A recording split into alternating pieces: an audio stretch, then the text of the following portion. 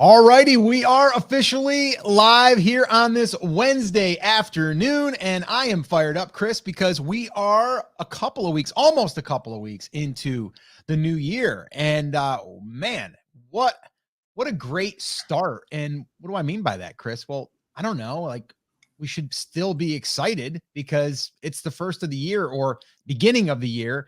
And we're really excited about what we are working on within our businesses, within our own lives, like everything. Like this is the time we should all be excited about all the opportunity that's out there. And I don't know about you, Chris, but I am fired up for today's topic because we are going to be diving into a topic that I think is going to help a lot of people. And I didn't realize that this was such an issue until I recently surveyed and did a poll inside of the YouTube channel. So if you guys are on YouTube, thank you for doing that. If you are one of the ones that voted or polled, and we did some questions there about what you were struggling with, and one of the top things, actually, it was the top thing, was niche selection and really identifying a good niche.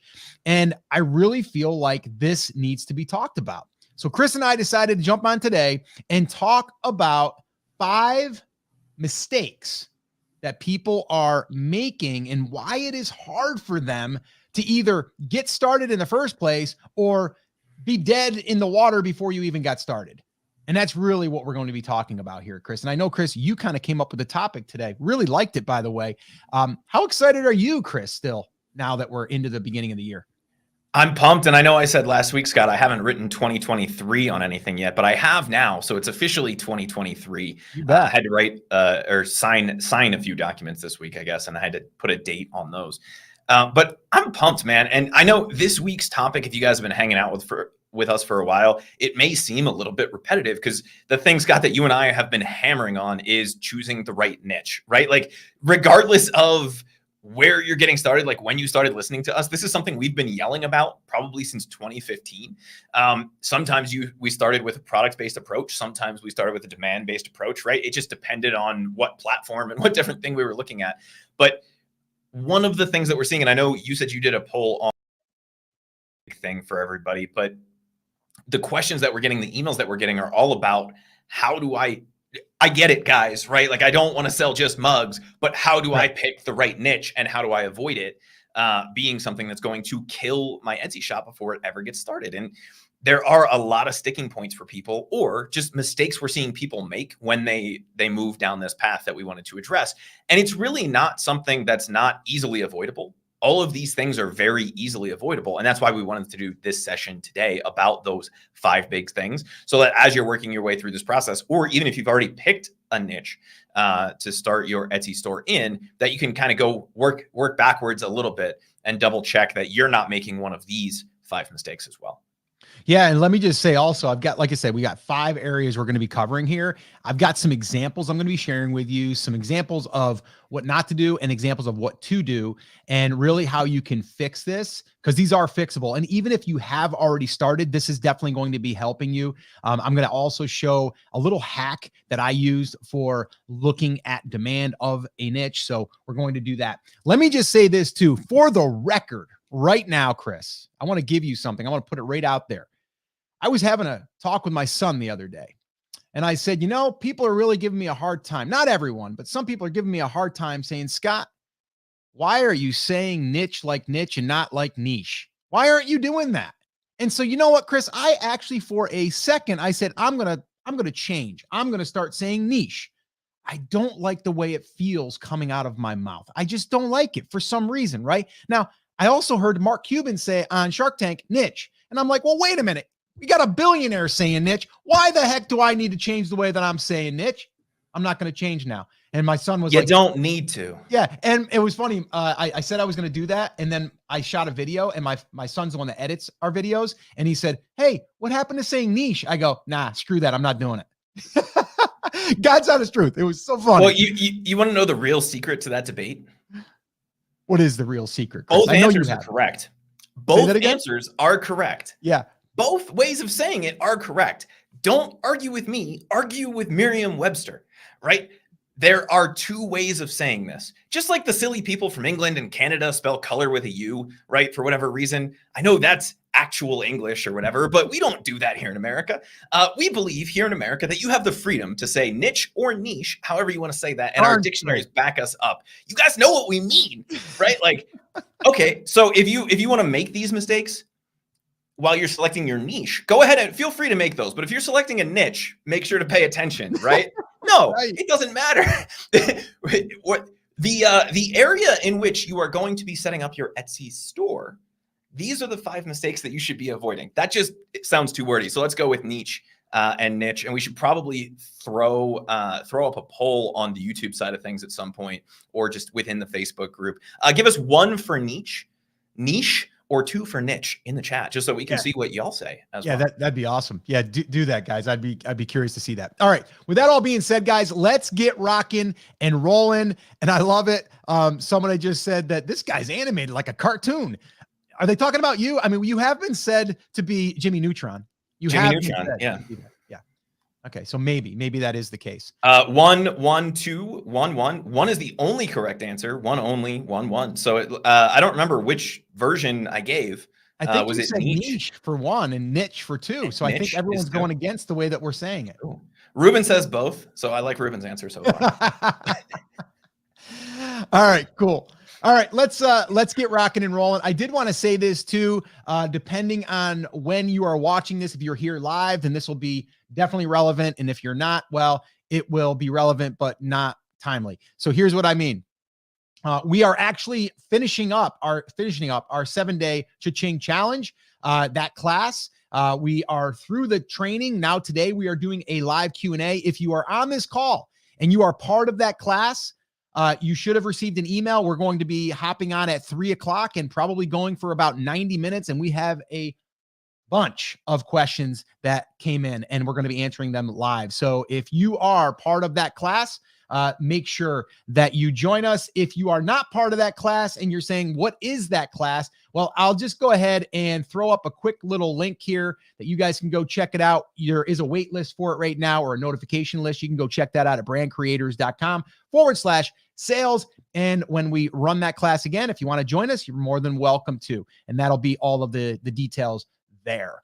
All right. So with that all being said, let's get rocking and rolling, as this show is called Rock Your Brand. So we should probably get started. All right. So I'm going to go ahead and dive through here and kind of really get into it. But I also want you guys to, if you have any questions, drop them in the comments as we're going through this. Also, if you're listening to this on the podcast, you can always join us live over on the Rock Your Brand Facebook group, or in the group. And you can find that over at brandcreators.com/group. And you can join us over there. If not, you're more than welcome to just sit back and relax and enjoy the audio. All right. So here we go. The 5 niche selection mistakes and how to avoid them. That is going to be our talk today. And I'm going to jump right in, guys. I'm not going to mess around. Number 1 is niche confusion, or niche confusion. They're both the same, but we'll just say niche confusion. So here it is. These are not niches. T-shirts, signs, mugs, any product is not necessarily a niche. Chris, I know that you see this come in a lot for questions. You say all the time, you're like, man, how do we get them to understand that a T-shirt is not a niche? Because here's the deal. People are like, well, I sell T-shirts, so I'm in the T-shirt niche. Okay. No, you are in the T-shirt business, right? But you are not in the T-shirt niche. You probably print on a lot of different niches. Okay. You probably print sayings for, maybe it is a newborn, or a newborn or a mom that's expecting, or a newborn, or maybe it is a bass fishing, or maybe so you're in a whole bunch of different niches. That's not a niche. The T-shirt is not the niche. The signs are not a niche. Mugs, those are not niches. So there's confusion there. And a lot of times people are confused. They think that they're picking a niche and they're actually not. They're picking a product type. That is what they're doing. Chris, what do you want to say on that? I know you've got something to say. Got a lot to say, but, and you may cover this coming up, right? What is a niche, or niche, or nicho, depending on how you want to pronounce it, right? it is something someone can identify as, or something someone likes. Yes, somebody can say that they like t-shirts, but that's not what we're talking about, right? You're saying, I like to do something, right? So I like to fish, I like to eat, I like to cook, right? I am a chef, I am a fisherman, right? Something somebody identifies as. If you were saying, I sell mugs versus I sell this for people who like to fish, you're likely in a product-based business, right? If your store is designed to sell to fishermen or to chefs or to home cooks, then you are likely in a niche, nicho, depending on how you want to pronounce it. Yeah, no, 100%. And we can add to this. I mean, we can say, okay, if there's another product, maybe you're selling blankets, so you're a blanket business, right? You're not in the niche of blankets, right? It's what's put on the blankets. I'll give you an example of this. So, like in photography, my wife and I own a photography studio. Like, we weren't in the wedding photography niche. Although we were in photography, we printed on paper, we were in the newborn photography niche, because that is who we were targeting and who we were photographing. So that's who we went after. What was printed on the paper, it could have been anything. It could have been landscapes. It could have been senior photography. It could have been anything, right? That's just the thing, the product that's holding, the niche that you are targeting. So hopefully that makes sense and we can clear that up, because that is a big one. When people are trying to figure out the niche, they're like, my gosh, why am I struggling so much? Because you're still trying to go out there and just take a t-shirt and print a whole bunch of different niches on there and wonder why it's not building into a brand. All right. What else you got, Chris? You got one more thing on that before we move on. And Sandra, who's joining us from over on YouTube, had a great question. So you said, obviously something like grandparent, like being a grandparent would be a niche, right? What about gnomes? So this is something that's interesting. And Scott, I want to get your opinion on this. If you are only selling lawn gnomes, that would be a product-based business, right? So I'm thinking of the different lawn gnomes that they have that are like the different universities, right? Like they make one, that would be a product-based business. But there may be a community of people who are really into like gnomes and fairies or whatever. And so if you're selling a wide variety of products to people who identify as gnome lovers, then that may be a niche, right? I'm trying to use different variations as much as I can, y'all. But to me, if you say I sell garden gnomes, that would be a product-based business in the garden space. Does that make sense, Scott? Yeah, it makes a lot of sense. And I'm glad that you brought that up. And it's funny that you say gnomes, because I was doing a little bit of research to do an upcoming video that should be airing this Friday. For anyone that's on YouTube, that'll be airing on Friday.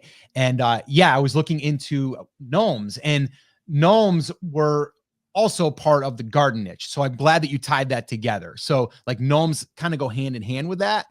There's also things as far as you can get into wizards and just different things when you start going down that road. But garden, I think, would be a good one, because that's where I see them being used. Doesn't mean the only place they can be used, but it did seem like it went well together. So that's where I would probably stem from there. So cool. All right, let's keep rocking and rolling here. All right, so the next one is actually, I wanted to give you some niche examples here. I'm all prepared and I'm not able to follow my own preparation here. The niche examples I wanted to give you: weddings, babies, pets, sports and outdoors, home brewing, gardening, farmhouse. All right. So those are kind of top level. All right. Those are what I would classify as a niche. If you're in the t-shirt business, you might want to target wedding people, right? You might want to target baby people. Now you're in the baby niche, but you just offer your products are t-shirts, right? Pets, same thing. Sports and outdoors, home and brewing, gardening, farmhouse. Now here's what I like to do. I like to drill in a little bit deeper, and we're going to do that right here. So weddings, maybe I'm going to target barn weddings. Now that doesn't mean that's all I can do. I can always serve all different sub niches inside of the weddings, but what if I wanted to go after just barn wedding stuff? Okay. Babies, maybe I'm just going to target newborn. Okay. The next one is pets. Maybe it's cats. Then maybe I go a little bit deeper and I go Siamese cats. All right. Then I go into sports and outdoors. Maybe I'm going to pick fishing, home brewing, IPA beer, gardening, vertical. Let me go one level deeper. Bonsai, farmhouse. I'll pick farmhouse bathroom, farmhouse kitchen, etc. You get where I'm going with this, right? So hopefully that allows you to see how you would identify a niche, but then also how you can go a little bit deeper in that niche. And doesn't mean you can't go wider, but we're going to go a little bit narrow, right? And we're going to see if there's enough demand. We'll get into that here in a second. But that's what we want to do here when we are looking at the niches that we are potentially going to go after. And that's an example or a bunch of examples of what that looks like. Does that make sense, Chris, before I move on officially now? I guess I am going to move on now. It does. And I want to walk through the like people identify as thing really fast, right? I really like barn weddings. I am getting married, right? And Scott, if you can just pull up that chart so I can see him, just run through them really fast. Sure. I have a newborn, or I am a mother of a newborn, right? Mm-hmm. I like Siamese cats. I'm a cat person, right? I like fishing. I'm a fisherman, right? I love beer. I'm a beer brewer. I like gardening. I love bonsais, right? Farmhouse, bathroom, kitchen. It's just, I love the farmhouse aesthetic. And then in that case, we're just narrowing it down to a specific room to start with, right? So all of those really closely follow that something somebody can identify as, or something somebody is interested in, right? They're interested in the farmhouse aesthetic. They're interested in gardening. They're interested in home brewing. They're interested in fishing. They're interested in cats. They are a mother of a newborn person, and they are getting married. Does that make sense? Yeah, absolutely. Okay, so let's move on. All right, here we go. Number 2 is no demand, is too narrow. So here's an example of, and I did a little research before I got on here because I wanted to give you guys some real examples, and that is duck hunting. Okay, so duck hunting. Well, you don't know if it's too narrow until you do your research. But if I was like, you know what, I just love duck hunting and I want to create a brand, I want to create products, like I just love it. Well, we have to see if there's actually demand for it. And that's a big one that a lot of people don't do, right? Even though you're passionate about something, which we're going to get into that as well, that's great. We have to find a way, though, to have enough volume, enough search demand for that niche. All right. So let me show you how you do that. So here's an example of me doing this research inside of the tool Everbee.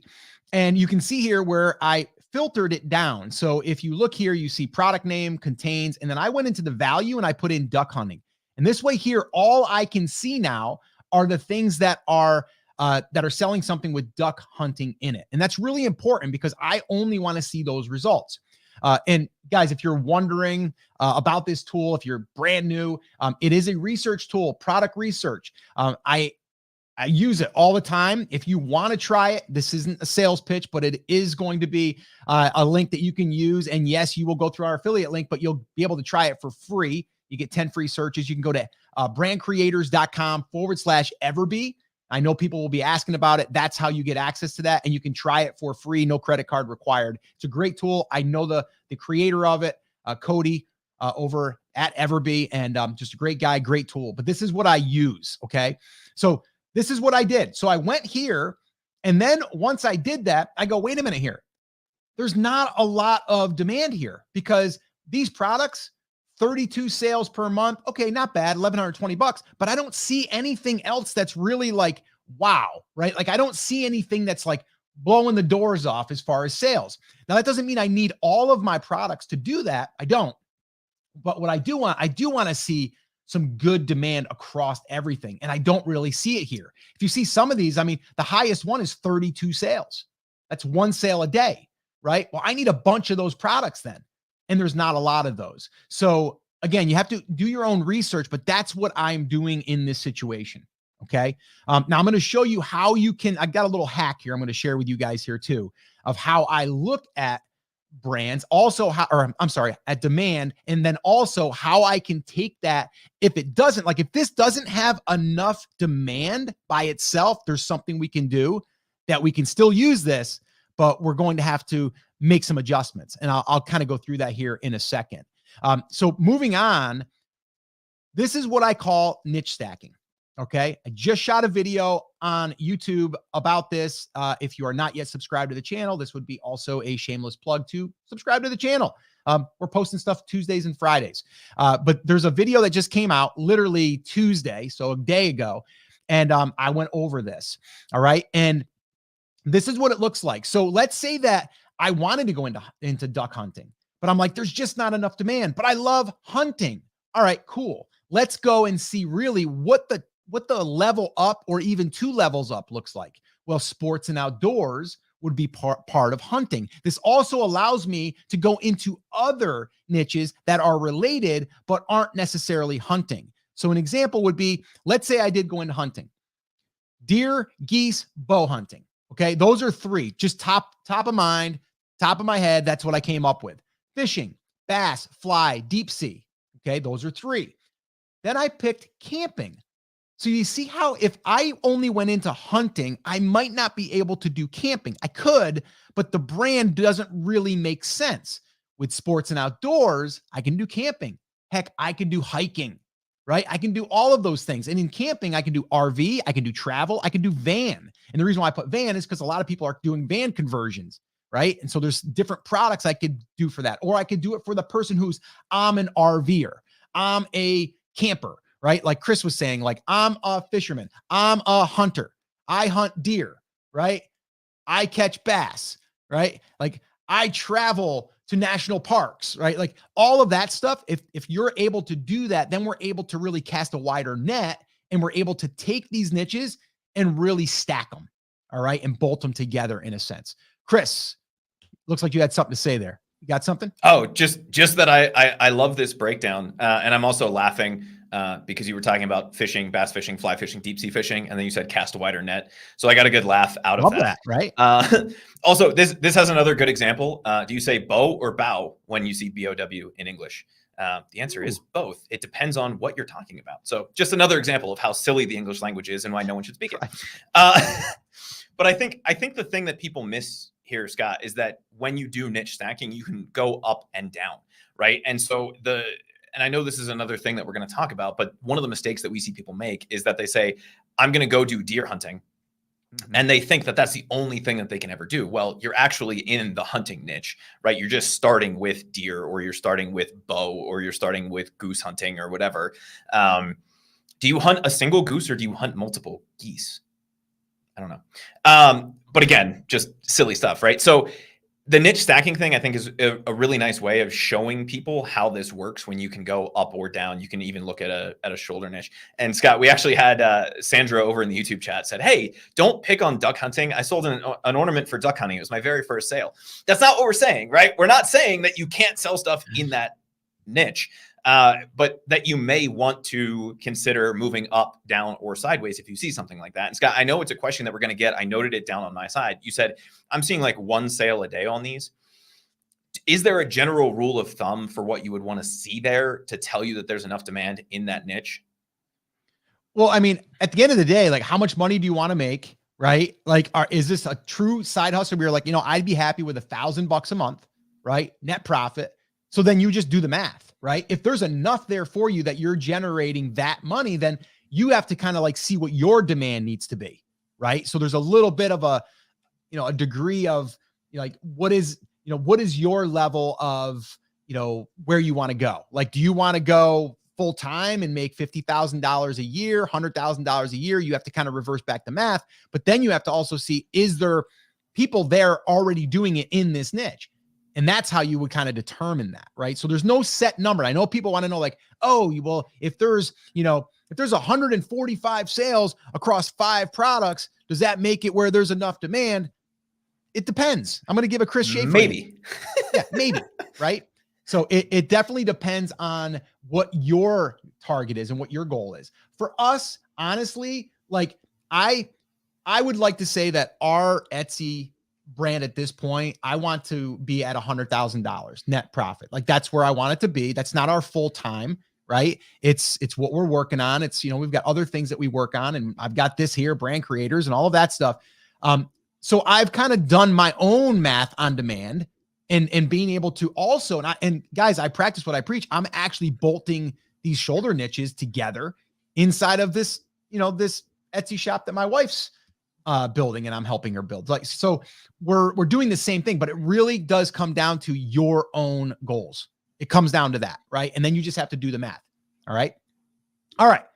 So Let's get rocking and rolling. I see the chat is blowing up. That's awesome, guys. Keep it in there. And guys, if this is making sense, please drop it in the comments. Let us know. And if not, let us know where it's not making sense. And hopefully we will clear that up for you.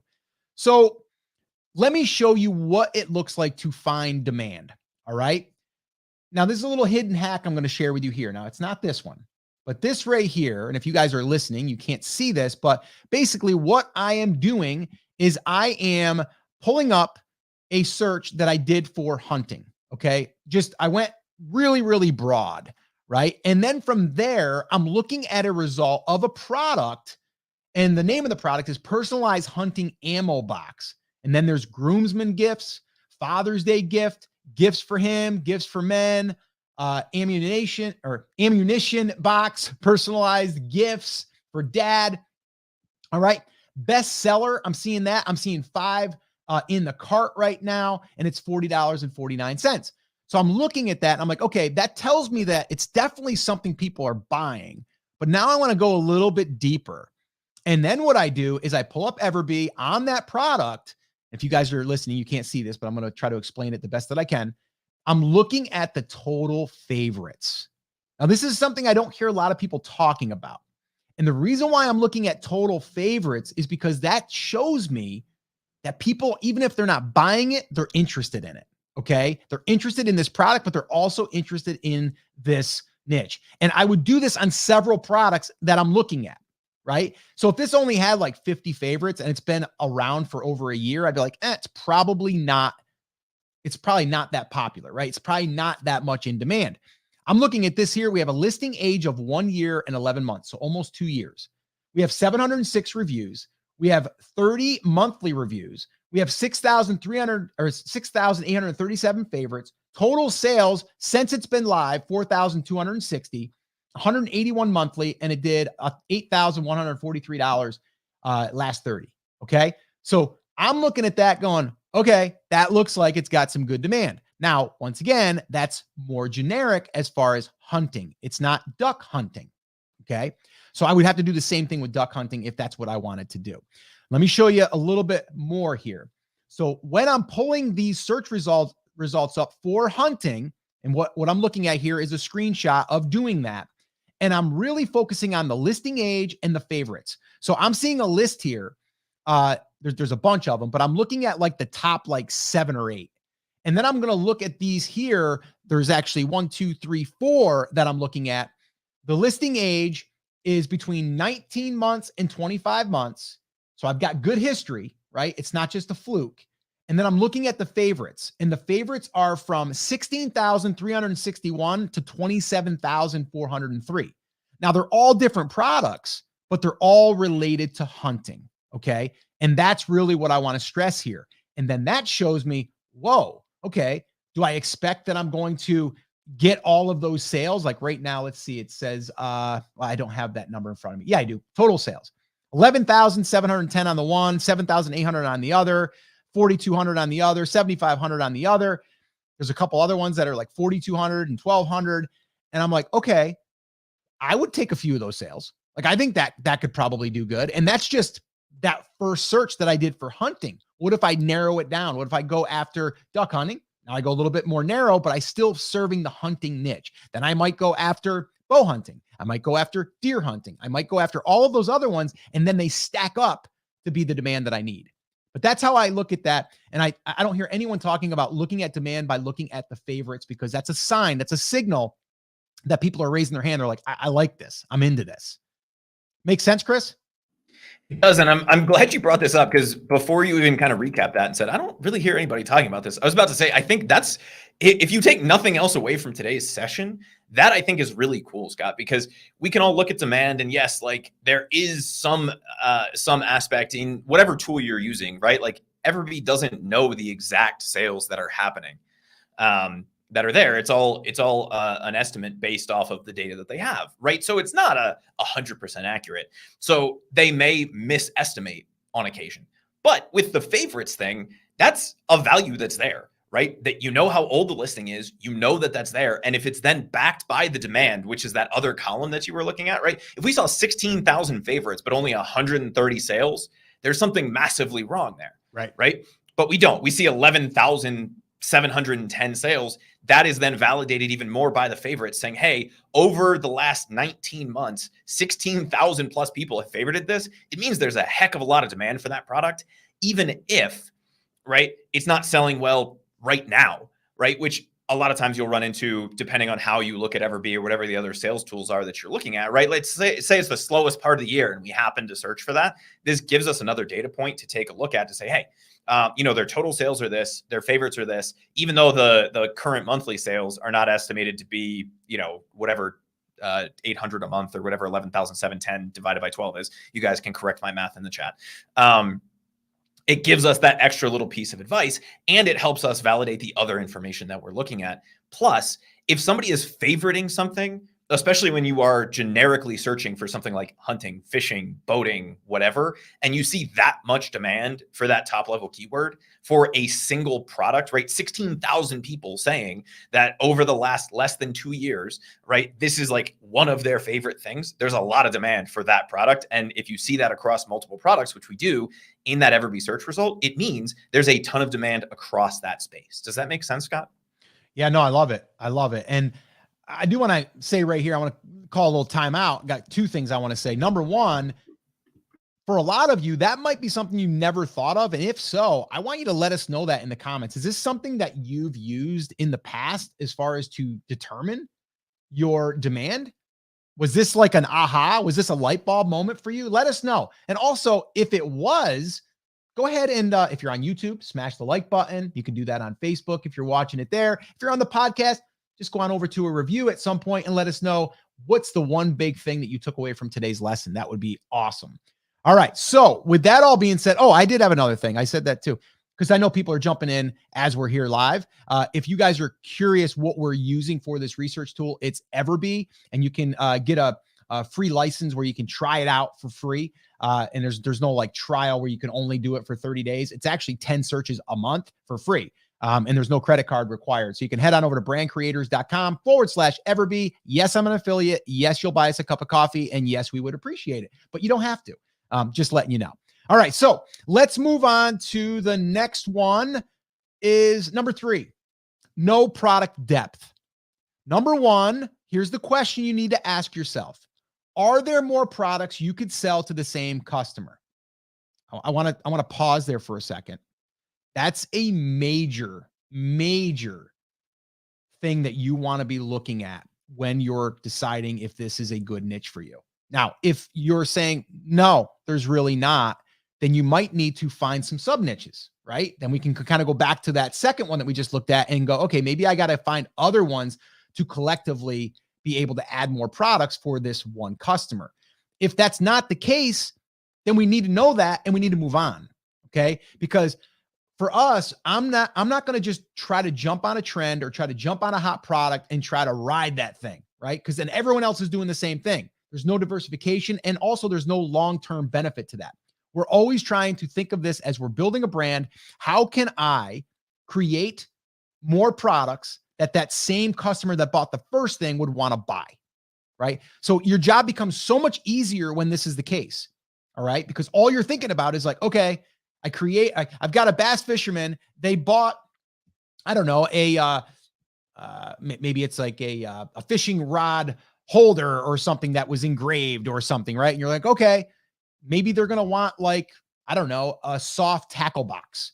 And now you can create something that goes on there as a tag or something, right? Like maybe there's that, or maybe you sell fishing lures, or maybe you sell something that they can take the fishing lure on and off with. That's, something that you can customize or personalize or something. I'm just making up stuff, but you get what I'm saying, right? All we're doing is thinking about what is something else that we can create. Is there a new fishing saying that I came up with that I think that they would find funny and that they would put in their man cave, or they would put in their, maybe in their, I don't know, their man room or whatever, right? So maybe that's what we're doing, right? So we always want to be thinking about, are there more products you could sell to the same customer, period. All right. Number 2 is, and another question is the niche searching for a variety of products?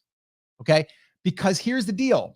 One of the things that you're going to want to do is launch a bunch of different products, because when you do that, yes, that person might not have been interested in product number 1, but product number 10 they were searching for and they liked, that brought them into your store, and now they're exposed to 1, 2, 3, 4, 5, 6, 7, 8, 9.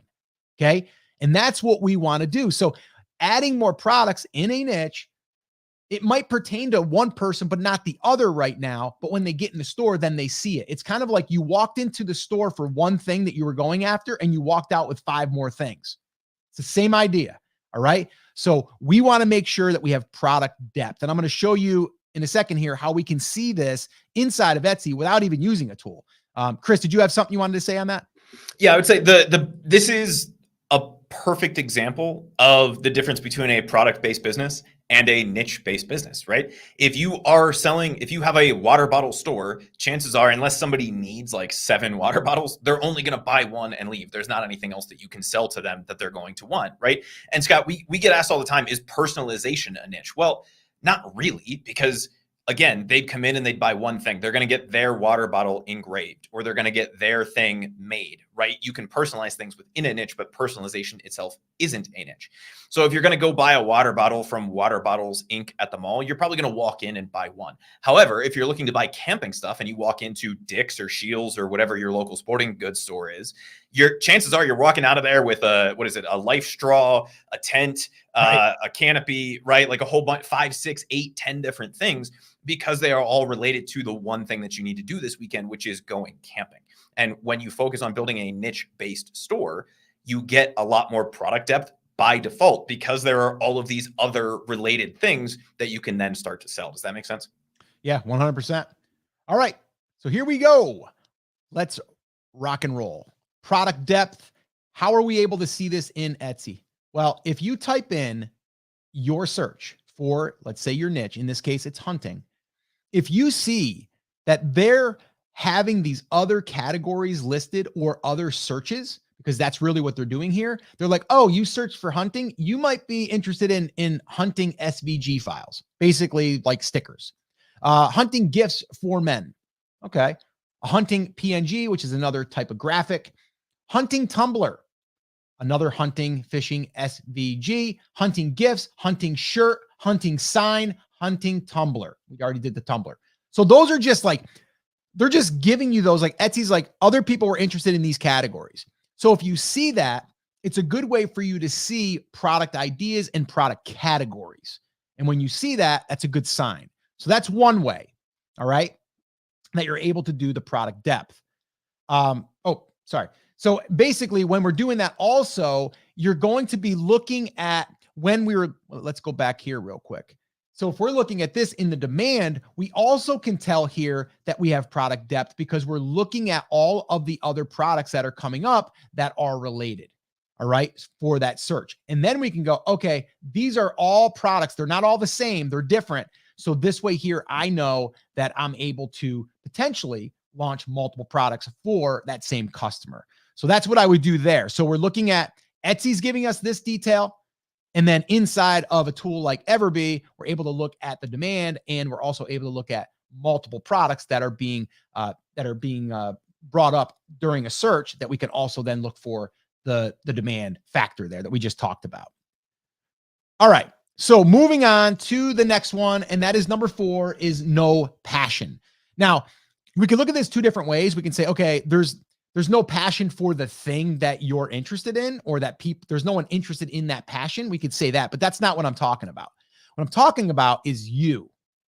I'm talking about, do you have passion or interest in the niche? And the reason why, and to me, the biggest thing here is in the very beginning, it's going to be work. You're not going to just launch 5 products and all of a sudden you've got, like $1,000 net profit in the first month. Just not going to probably happen. If it does, great. Congratulations. But most people, not going to happen. Okay. You need to understand that this is the long game. Okay. And what I mean by that is it's going to build momentum over time. If you choose a niche that you are passionate about or you have an interest in, it's going to keep you excited, and it's not going to feel like work when you're first starting. And I think that's a huge one, because a lot of people start and they just don't keep going. They stop before they even have a chance.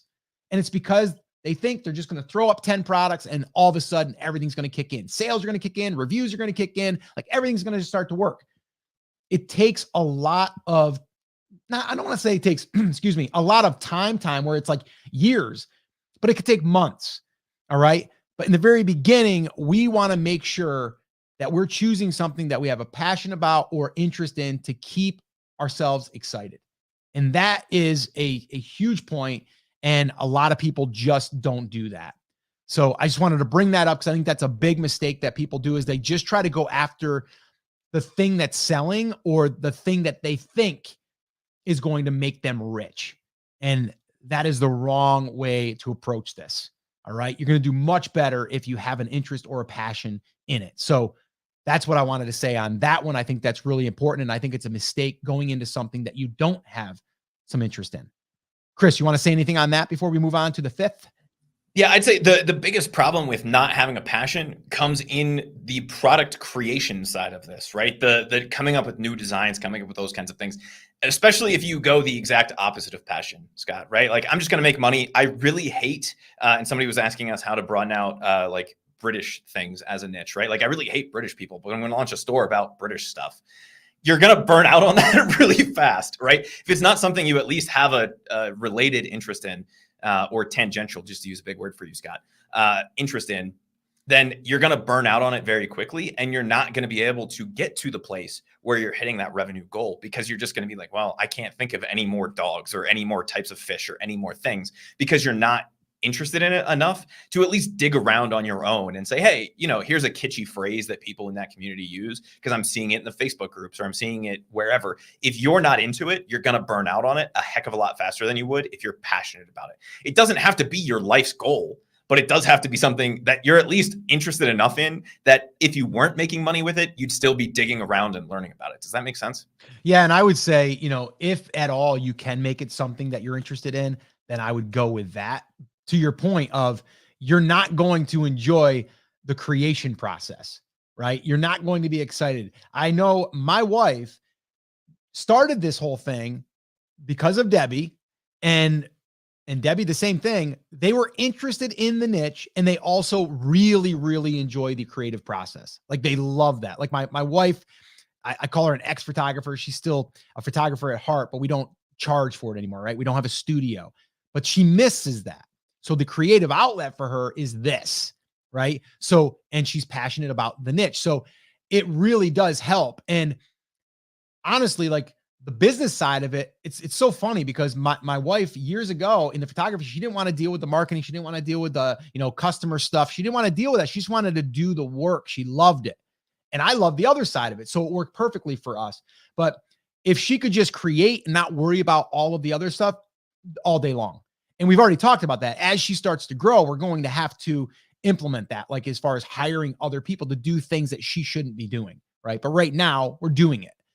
So I just think it's really, really important to make sure that you can, or at least try to find something that you're interested in that will allow you to keep going, even if you don't get sales right out of the gate. Really, really important. All right. So let's move on to the fifth and final, and that is trying to find trends like the mask, right? We all know about the mask. Everybody's like, oh my gosh, like, check this out. We're going to do masks, and everybody runs, right? Oh my gosh, let's do it.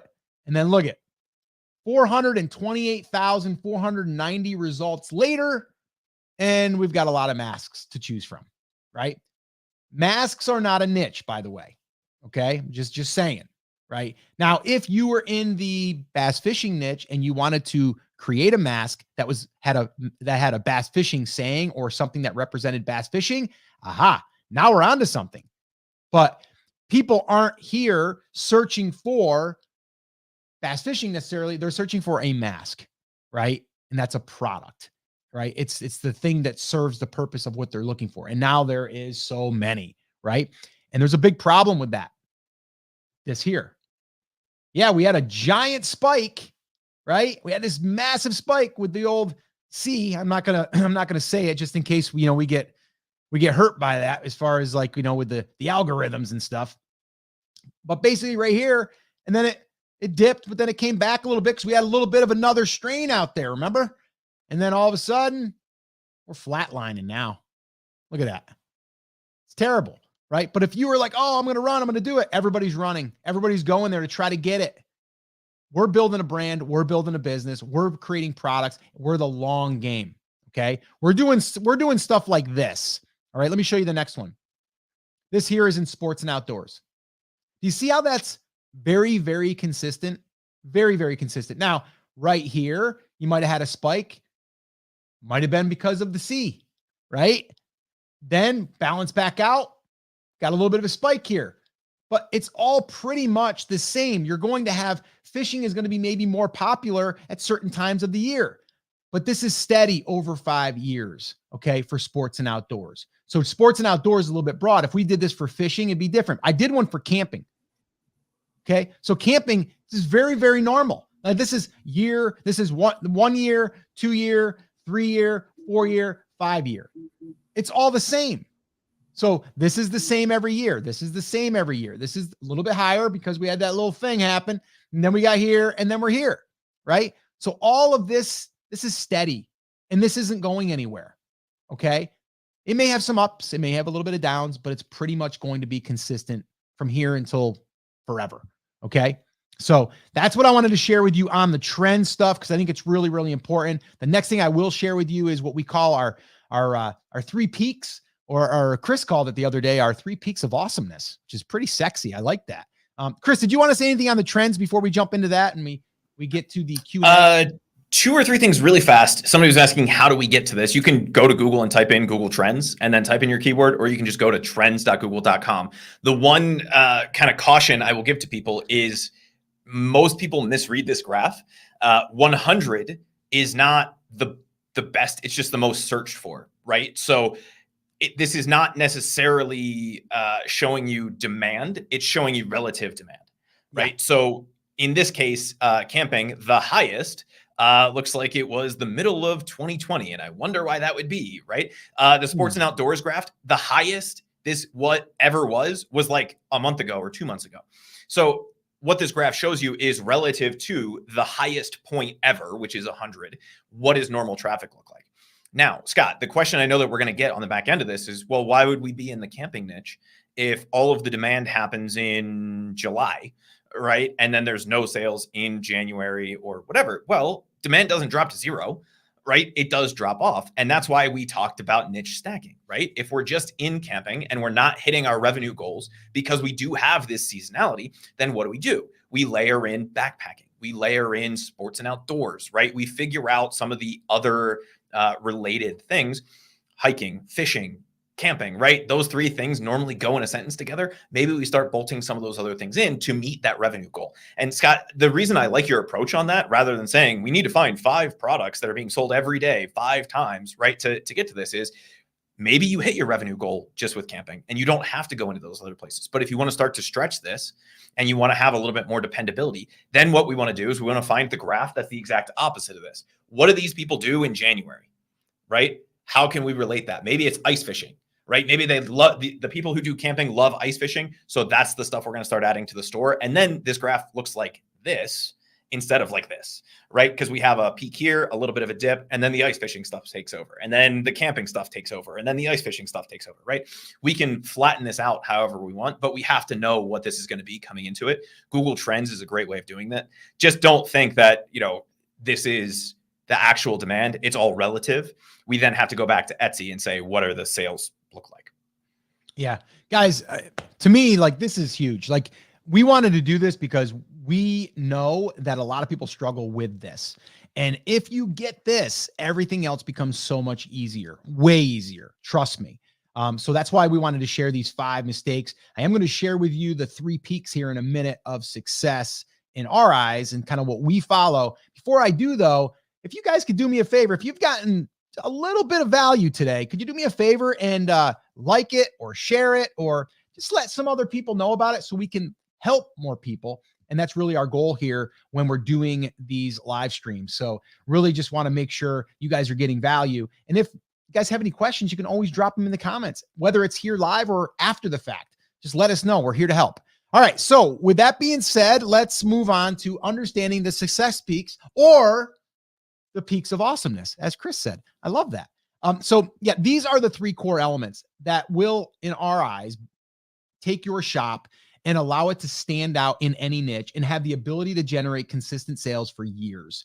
And that is 1, desire, passion. The second thing is demand, the want. And then the third thing is dollars, products. All right. So there's really 3 Ds. We did that on purpose. Okay. So 3 Ds: desire, demand, dollars. Okay. If we have all 3 of those, we've got a really, really good chance of being successful. So what I want you to do is I want you to, if you're listening to this or if you are watching this, I want you to even take a piece of paper and write that down, right? Desire, demand, dollars, right? And desire is passion, demand is want, and dollars is products. Are you able to fill in on all of those 3 yeses, right? And the way that you get yeses are, is it a passion of yours? Is it a desire? Is it something that interests you? Yes, maybe, no, right? And then the demand and the want, we went through that. And then the dollars is the products. Is there enough product line there to make or to help you make your revenue goals, right? So that's really what that's all about. And I think that's an important thing when we're looking at this, and really it's just an easy way to see everything kind of broken down and layered over top of each other. All right. So big takeaway: choose one niche and focus on creating multiple products to sell to people interested in that niche. It's that simple. Like, that is like the strategy. All right. Now, yes, there's a lot to the strategy, but that's ultimately what it is. And it starts with choosing your niche and really validating it for all of the things that we covered here today. So make sure that you do that. I've got 2 resources for you before we do get into some questions. We will answer some questions live.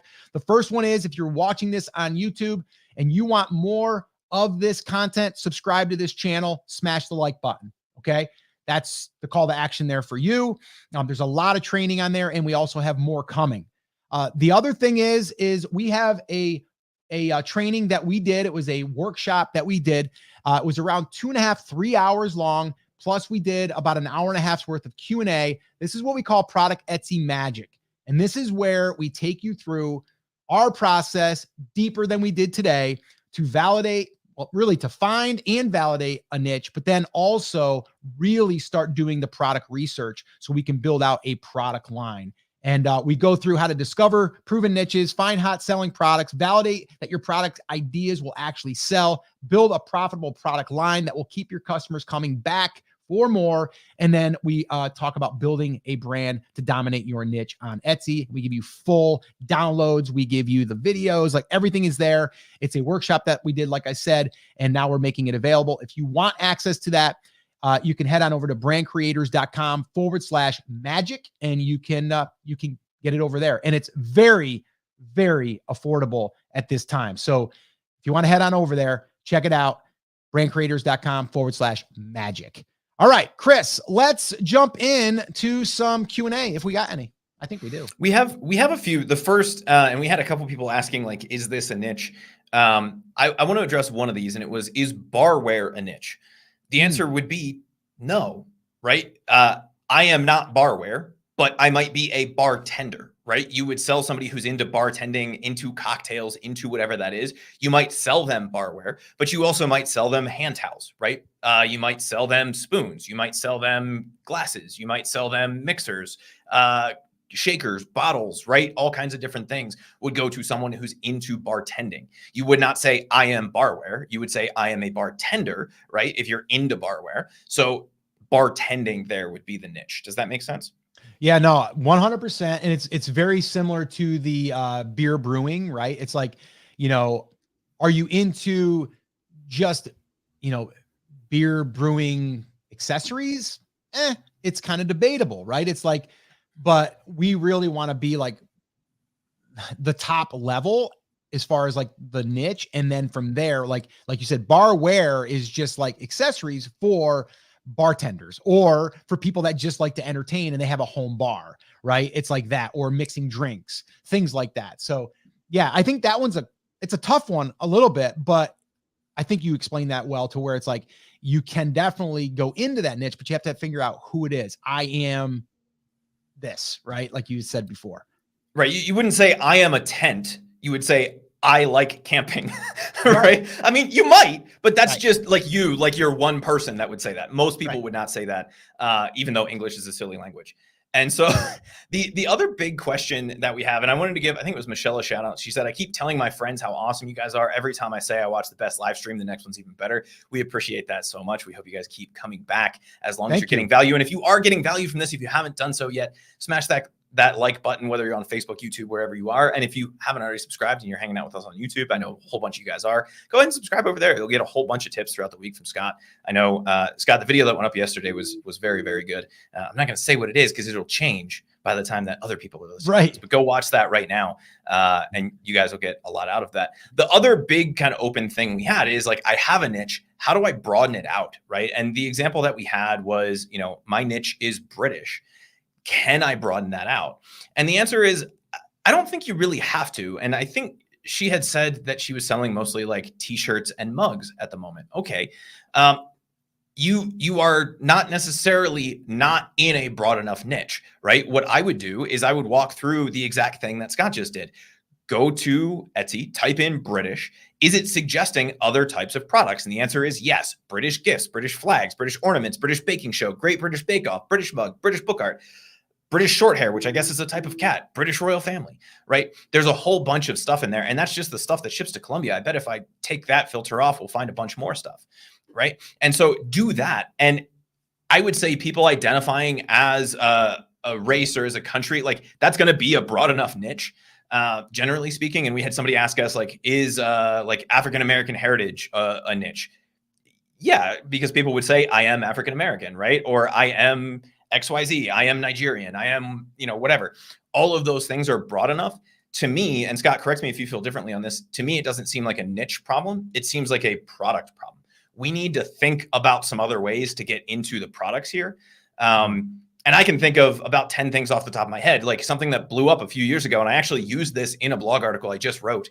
As an example, do you remember Keep Calm and XYZ on from a few years back? Like everybody, every niche had, it was like Keep Calm and Bass Fish on. That came from the British, for lack of a better term, propaganda posters in World War II, right? Keep calm and carry on. Yeah. And that kind of blew up. Well, there's a whole bunch of specifically British related things that we could do with that would appeal to only people who understand Britain and British culture.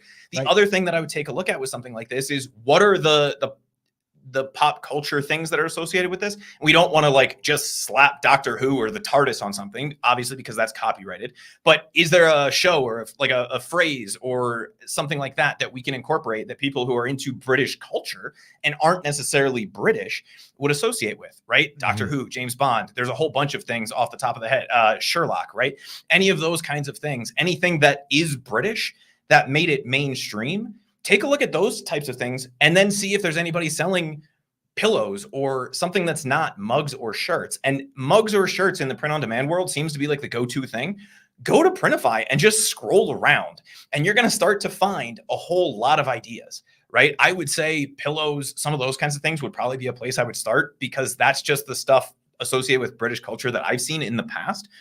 But take a look at like some of the, just type in like American or something and see all of the different American patriotic things that people have, right? Signs, pillows, whatever, and start to add those into the mix. And what you're going to find is that niche is a lot deeper than you think it is, because maybe they just don't want to put the British flag or the Queen's face on a t-shirt. Yeah, no, you know what I mean? So I like where you went there, because it's just one of those things, like, it could be product related or it could be product driven. And sometimes we can see, I don't want to say a trend, but we can kind of see things are starting to be said in a certain way that we may want to adjust or create something that we could also use that for, but in our niche. That's the key thing. It's in our niche. It's kind of like the masks, right? Like masks, everyone's selling masks. If you have a niche picked, then you could create one for your niche. And there's nothing wrong with that, right? You would be smart to do that. All right. All right. So let's answer a couple more, Chris. I know we got to wrap this up because we got another call with our class here in a little while. So let's do a little rapid fire here if we can. Yeah, Woodcrafter wants to know, can you use AI generated images as part of your design? Theoretically, you could, as long as those images give you the rights to do them. I would probably stay away from it for the most part. Use that as kind of a jumping off point if you want, because there are some concerns about the underlying works still being potentially copyrighted. And even though technically you own the copyright to anything generated through AI, through at least the vast majority of things like DALL-E and some of those kinds of things, I would still steer away from it. To me, the best way to use any of the AI tools, and we've talked about this in terms of like writing descriptions and stuff as well, it's a great jumping off point. Take that, use that as the inspiration, and then create your own unique version of it, just to avoid any of those, that weirdness, right? The top shops in my primary niche are selling products at what appears to be a loss. Should I steer away from those products and price my version so that they can be profitable? I'd be double the money or more. And so the question is, are those shops in your niche, or are they product-based shops selling a mug in your niche, for example, right? That is the biggest problem with the product-based model, is that you are in a race to the bottom, right? You guys have heard this before. You never want to be the cheapest seller. Well, when you're in a product-based model and all you do all day is have to come up with 15 different keep calm, carry on mugs, then the price has to come down because you're competing against everybody else that's selling that. When you are in a niche, right, and you're bringing people into the store, you might not get the sale when somebody types in keep calm and bass fish on, right? Because they see one for $6.99. But where you will get the sale on that mug is when they come in on something else and Etsy goes, hey, you might like this. And they go, okay, you know, I already have my my Doctor Who TARDIS wall print or whatever, right? Yeah, I'm feeling British today. I'm going to keep, I'm going to get the keep calm and carry on mug along with that. They're a lot less price sensitive at that point. So I would say if you want to create those products for your store as well, one, see if they're actually in your niche or if they're just a product-based business. And then two, price it so that you make profit. There is zero reason in my mind to price something that you will lose money on, right? I'd rather just see you not create the design. And I know there's a lot of people that'll say, oh, but you get the sale and then whatever. To me, that just doesn't make sense. I'd rather sell products. If I'm going to make a sale, I'd rather make that sale profitably, or at the very least break even, and then worry about dealing with the customer. But the nice thing about having the niche-based approach is, even if you don't get that sale from the organic search, if somebody's into it, they're still going to see it, right? They're going to see it in their checkout. They're going to see it when they take a look at your shop. They're going to see it when Etsy sends them a notification 3 weeks from now when we run a store-wide sale and they come to the store and they take a look at it, right? That's where we're going to pick up sales on those types of products. And then when Etsy starts to understand that that product sells and converts, we'll start eking up in the search results. And then you'll get the people who go, well, why is that one $6? It must be cheap and it must be junk. So I'm just going to buy the one that's 12. Does that make sense, Scott? Yep. Perfect. I see one here I'm going to knock out real quick. I think a lot of people love sports, but normally it's professional or collegiate. And then someone else asked, what about sports with trademarks and license issues? It's hard to get into the sports niche. Yes, if you're going after trying to do NFL or MLB or NBA or any of that stuff, you're 100% right. You are not going to be able to do that, even though you might see people doing it. Don't follow those people because eventually they will get shut down and it could get you banned completely. So I would stay away from that. So as much as it's tempting at times, stay away from it. But yes, I would say if you have to identify, if you're trying to, let me go back. If you're trying to capitalize on NFL football, then I would stay away from it unless you can do so without saying NFL football and without using, the logos and things like that. Right now, there's some people that can do it in a way that's like, well, we're fans of the Pittsburgh Steelers, so we're going to create stuff that only Pittsburgh Steelers, their sayings. You could, right? But you're still going to have to try to find a way for people to find that without typing in Pittsburgh Steelers, right? Or NFL. And that's where it gets a little crazy. So yeah, I would say try to stay away from anything that has to get licensed, or that would be Disney, any of that stuff. All right. What else we got, Chris? We got any more? I saw one here. I really like this actually. I'm trying to increase revenue by creating gift sets to gather multiple items into one, but the other items are not really in my niche, but within something my audience would want. Is that okay? Maybe, right? I'd have to see it, but it's like, I don't want to like sell someone a fishing item and then throw in, I don't know, an organizer for their desk, right? It's like, it doesn't really go, right? So I would want, if you're going to create like a gift set, it definitely has to be related. You don't just want to throw it in there to throw something in there. It does have to be related. At least I would only do that if it was us, right? Like I'm not going to put something in there that's just like random, like, a squishy ball because, I've got them, right? So Scott, I guess you can't call it chapstick because chapstick is a trademark brand, right? Some sort of generic lip balm made from coconut oil that I bought at an airport at some point, right? So let's say we're selling to fishermen. If we're putting together like the ultimate fisherman gift basket and we could get some lip balm, even though it's not necessarily like fisherman's best lip balm or whatever, knowing that that's something they need, is that something that you would still include with that? This is not product placement for whoever this is, by the way. Yeah. I mean, I would think, I mean, you totally could, like, you could use that because it's like, okay, I'm out fishing in the sun. I got to protect my lips. Like, yeah, like, okay, that you can find a reason to put it in there. But if you can't find a reason, like, oh, a stress ball. Oh, well, I'm fishing. I'm going to be stressed. So I'm going to have a stress ball. No, right? Like that doesn't make any sense. So yeah, just be smart about it. Yes, I like, actually, we're talking about that right now. Lisa and I, we've been talking about this after the fourth quarter. Like we're going to start creating bundles, and those bundles are going to be kind of like seasons. And yeah, we're excited about that because it's also going to bring up our cart value. So instead of selling something for $35, $40, we can create an order of $100 to $150, and I know people would buy it. We just have to create that bundle. So I love bundles. We'll probably talk another time on bundles. Love it. We got time, Chris, for probably only like one or two more. So we do have to go. I would love to stay here longer, but we do have another class call for our 7-day Cha-Ching challenge that we're going to be wrapping up here this week. So go ahead. Let's blow through two really fast, and then we have kind of one that we can chat through really fast. I have 200 Afghans. My daughter is a nanny. Would the nanny profession be considered a niche? Yes, I am a nanny. I like being a nanny. I like nannying, right? Which is probably a verb that I just invented, but whatever, right? People identify that way. It's no different than a nurse or a doctor. So yes, nannies, nannying would be a niche. I was told to strive for the middle price seller. I strive for at least $10 profit, at least $5 with a 20% off sale. Is that the right way to think for profit for t-shirts and mugs? So I wouldn't be thinking just for t-shirts and mugs, right? We should always be making a profit on anything that we sell. There's no reason necessarily to strive to be the middle price seller. The middle price seller doesn't win anything, just like the lower price or the highest price seller doesn't win anything.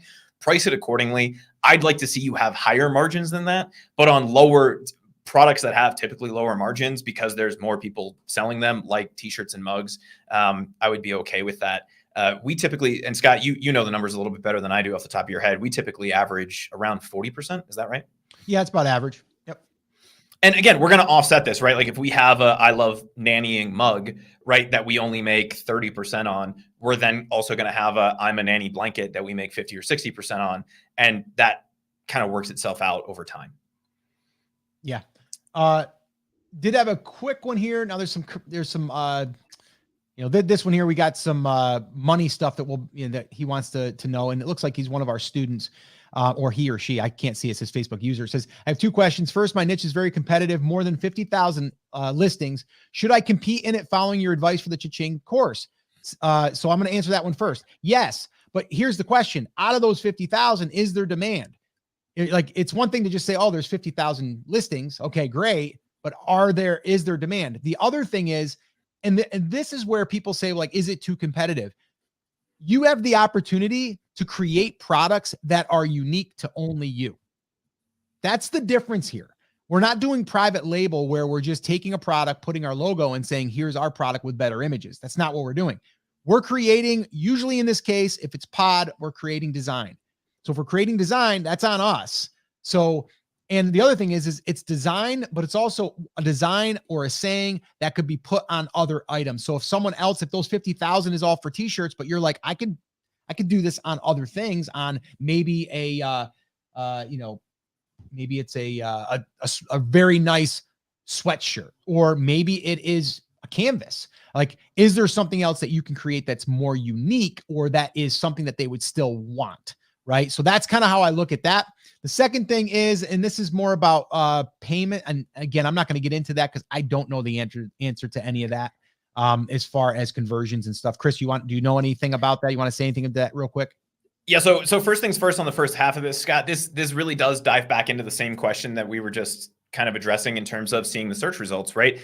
Are those 50,000 listings, are they actually in your niche, or did they just create a bunch of t-shirts or a bunch of mugs that say, I like to fish, right? So if I saw 50,000 individual stores that were all sports and outdoors focused, then maybe that might give me a little bit of pause, but then I would just niche up or niche down using niche stacking to figure out where I can fit in, right? As far as the currency stuff goes, sales are charged in the currency of the user's account. So if they are set up to see prices in US dollars, they pay US dollars, as far as I know.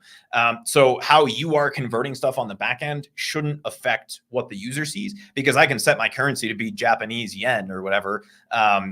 If I want to inside of the Etsy platform, that's all done on the user side. So the price they see will be in the currency that they set up, regardless of how you're getting paid out. At least that's how I've always seen it. Yeah, no, that's it. Okay, we got one last question here I'm going to answer, and then we got to jump here. We got another call here coming up.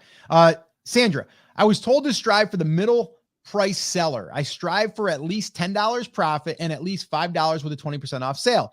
Is this the right way to think for profit for t-shirts and mugs? Yeah, I would say if you're selling t-shirts and mugs, and you should be getting a $10 profit. Like I've always said that, even when I was back in my private label days, when I was doing a lot of that, it's always $10 minimum. We actually shoot for more than that now. We're like 15 at the low, and we're as high as probably like 40 on the high, which soon to be is going to be more, because we're going to create some of those higher priced products and bundles.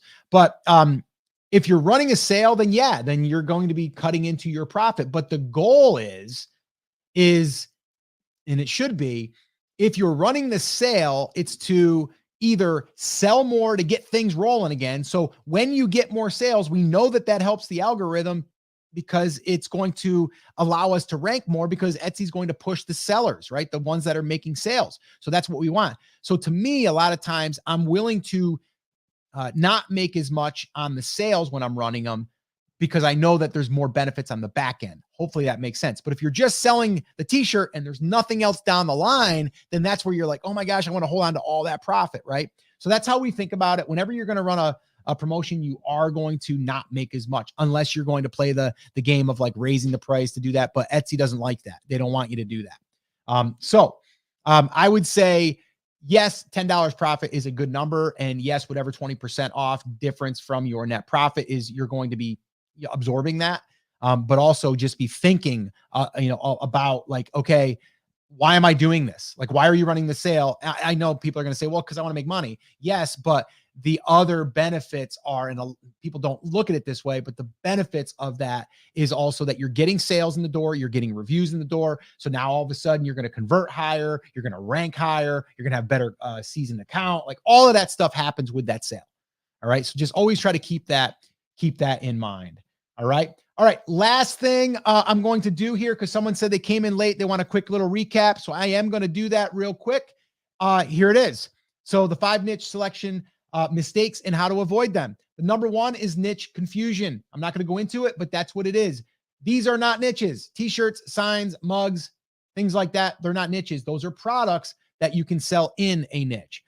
Here's some niche examples: weddings, babies, pets, sports and outdoors, home brewing, gardening, farmhouse. And then here's some sub niche examples. And I'm not going to go through all of these. Yeah, I did those in the earlier part of this session. 2, no demand. It's too narrow. Example, duck hunting. And I'm not going to go through these here, but you just want to make sure that you have enough demand. 3, no product depth. 2 questions to ask yourself. 1, are there more products you could sell to the same customer? 2, is the niche searching for a variety of different products? Those are 2 questions to ask. 4, no passion. Do you have a passion or interest in the niche? It's very important that you do, in my eyes, because this is going to help keep you excited and not feel like work when you're first starting. Because when you're first starting, you might not be getting sales, and you need to stay motivated. If you just enjoy creating for this niche, then everything is going to be just fine. And then the 5th thing is trying to just find trends. And we went over why that is not a good idea, because, well, I showed a graph here in Google Trends, people that are selling face masks did really good during the, that period that we had a little bit of an issue. I'm not going to say it because it'll probably come up in the algorithm and hurt me. So I'm going to leave it at the C word. And then we're just going to leave it at that. But yes, we don't want to use the trends or just go after trends. And then the 3Ds or what is it, Chris? The 3 peaks of awesomeness, I think you said. Peaks of awesome. Yeah. Yeah. So that's understanding the success peaks. And that is these 3 core elements. And that is desire, which is passion, demand, which is want, and dollars, which is products. All right. And the bottom line is the big takeaway is choose the one niche and focus on creating multiple products to sell people that are interested in that niche. And that is the secret formula. That is to me what will ultimately make you successful. And then if you have not yet subscribed to the channel, subscribe. You're going to get more great content. I promise. We're working on it all the time, Tuesdays and Fridays. Smash the like button if you're on Facebook, if you're on YouTube, any of that stuff. And if you are interested in getting help with doing more validation for your niche, finding products that can build out that product line, we have a class that we taught. It's called Product Etsy Magic. And we went through and taught this to a private class. We're now making it available. You can get access over at brandcreators.com/magic, and you can do so there.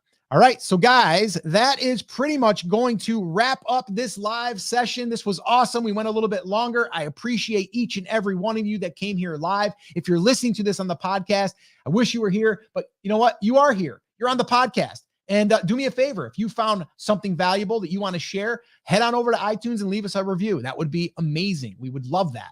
And if you are here on YouTube or Facebook, drop a comment down below. What's one big takeaway that you took away from today's session? And that's it, guys. We're going to wrap it up. We will be back here Wednesday for another live stream. And keep at it. Keep at it. Understand this is the long game. And hopefully this helped you. All right. So we look forward to seeing you guys succeed, and we'll see you guys soon. Take care. Take action. Talk to you soon. Bye, guys.